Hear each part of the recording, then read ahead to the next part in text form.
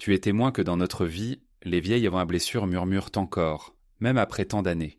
Elles se cachent dans les recoins de ton cœur et, sans prévenir, elles refont surface. Ce soir, je te propose de les écouter. Pas pour raviver la douleur, mais pour la comprendre, doucement, sans peur.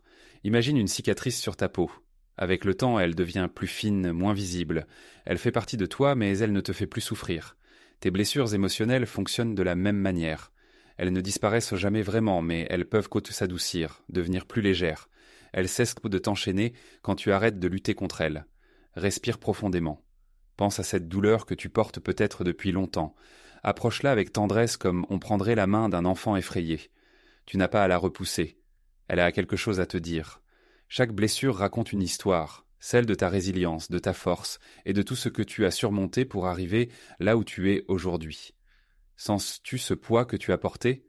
Parfois il est plus léger quand on le reconnaît simplement, sans essayer de le faire disparaître.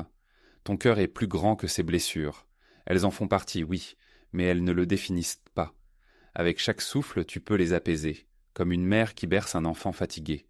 Laisse-toi aller à cette tendresse envers toi-même. Ce n'est pas une faiblesse d'admettre que tu as été blessé. C'est un signe de courage. Les cicatrices ne sont pas des marques de faiblesse, mais des preuves de guérison. Ce soir, écoute-les sans crainte. Écoute bien.